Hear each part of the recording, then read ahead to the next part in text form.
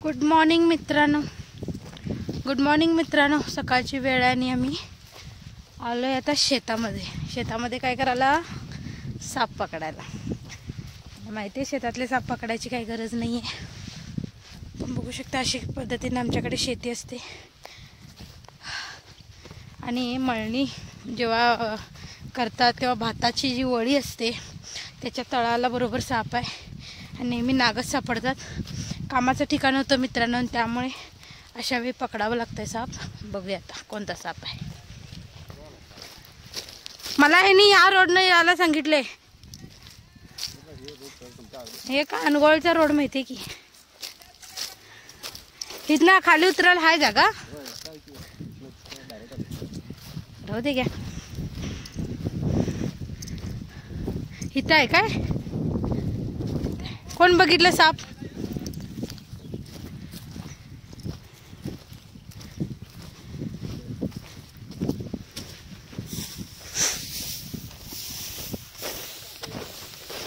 काम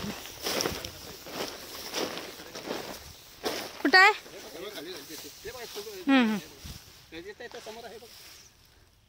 तर इथं बरोबर साप आणि मी सांगितल्याप्रमाणे नागच आहे मित्रांनो। तर असं वळीच्या तळाला शक्यतो नाग सापडतात। उंदरं बघू शकता असं जागा करतात, बिळं करतात आणि त्यांना खाण्यासाठी साप असे वळीच्या तळाला वगैरे येऊन बसतात।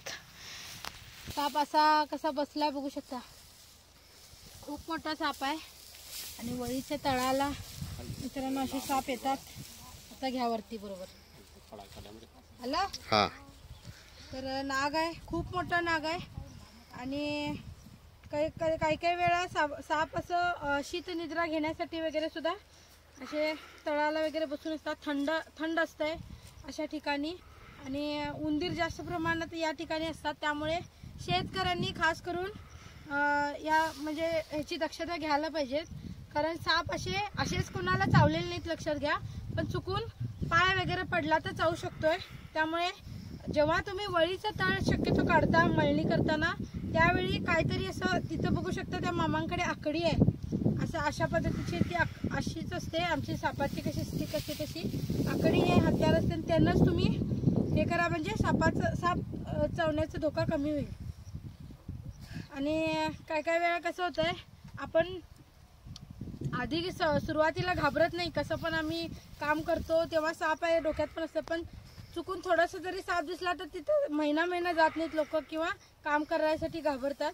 आणि इथं कामगार जे कोणी आळान असतील किंवा इथं शेतकरी जरी असेल शेतात काम करायला घाबरतात आणि त्यामुळे मग कामाचं ठिकाण होतं, त्यामुळे साप पकडावे लागतात। त्यामुळे जे कोण कमेंट करतात की मॅडम शेतात साप तर असायला पाहिजे आणि तुम्ही का पकडता, कारण हे कारण आहे मित्रांनो, कारण लोक मग घाबरून मारतात।